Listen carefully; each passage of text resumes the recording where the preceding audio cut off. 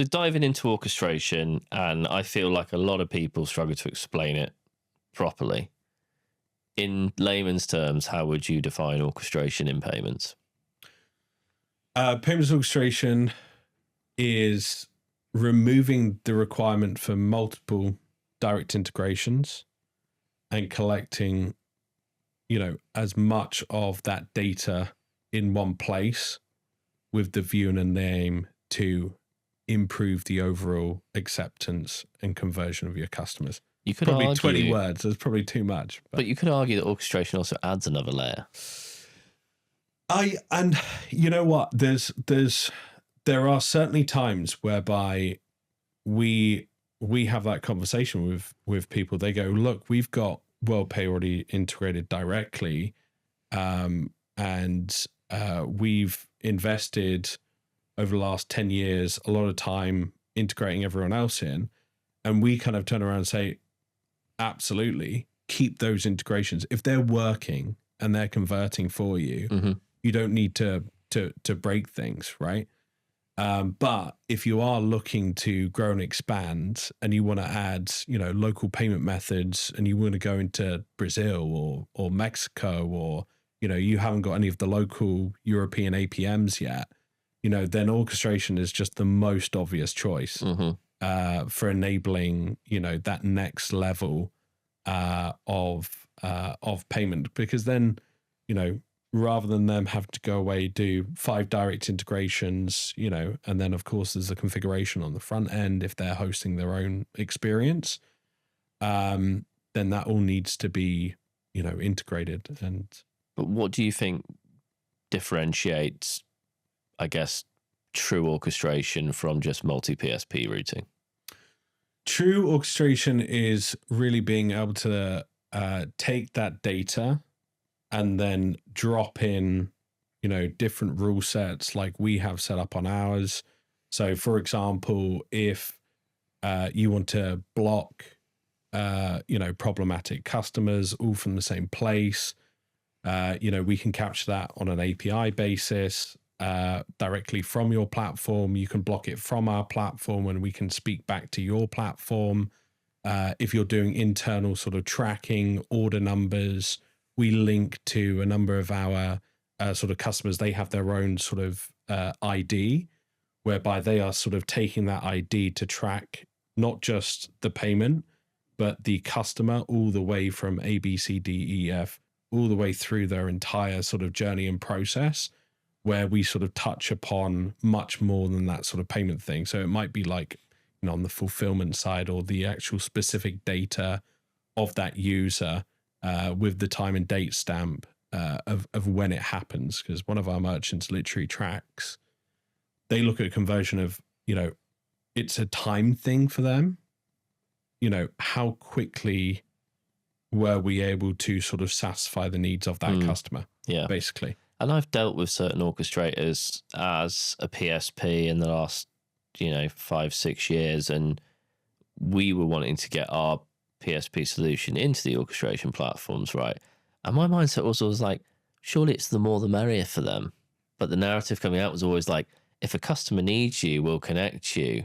But surely the mindset of an orchestrator should be, we need as many as possible to give the people the choice that then allows us to orchestrate. Or is that just too much to manage on your side as well? So I agree with you. Like the best orchestrators out there are the ones that are, again, removing the friction with the providers on behalf of the merchant.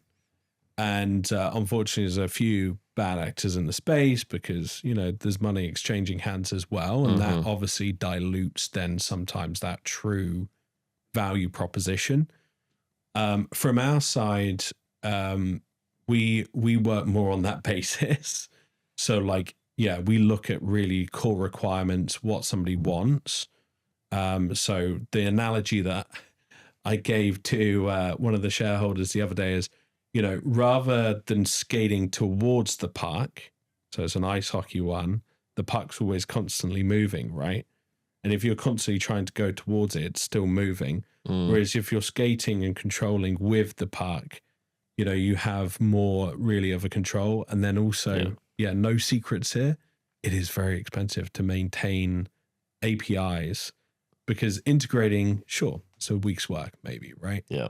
But the reality is you're always going to have changes, so a provider, for example, actually we need to receive this in the payload data. Yeah. It might be an email address, might be a phone number. There's always requirement changes happening. There's always advancements being made in these payment methods. Yeah. And what it really comes down to is ensuring that you can provide really the best sort of experience of those payment methods, which we feel, you can have 10 providers, but if 10 of them, none of them are updated and none of them working that great, then why provide 10 things? It's like a PSP managing 30 shopping cart plugins and keeping them up to date, It's right? very Like difficult. it's hard to do. And one thing people underestimate in payments is actually how hard it is to operate. What is your experience been navigating different licensing and regulation as you've scaled the business? Yeah, absolutely. It's been completely new for me because I've always worked on the commercial side. So really the last 3 years, getting ourselves PCI DSS compliant, again, with the changes there for the renewal of our license. Obviously there's things on sort of the front end, which, create more requirements. It's been really eye-opening. Have you seen more barriers creep in as well to make it harder to build in the space in the last 2 or 3 years? It is, but I always understand the reasons behind it. I'm kind of like, oh, we got to do this. But I also understand why some of this stuff has to be done, because like if I was a merchant, I certainly would expect the partner that's handling my data to be, very secure. We've just had to spend a large amount of money on a software provider just to monitor all of our external branches with the providers. And but I get that as well, because we've seen, unfortunately, with certain integrations, they'll sort of, there'll be an exposure really in between, say, the customer's platform or the customer's cart or whatever it is, where somebody can sit in the middle and sort of hoover up sort of information, even if it isn't the card details, it's their name, it's their address.